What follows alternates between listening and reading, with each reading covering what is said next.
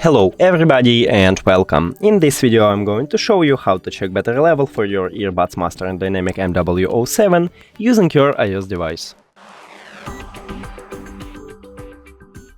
So basically we have only one option how to make it, is to create a widget. So press and hold at empty space, then go to the edit or the plus at the left top, add widget, and now scroll down.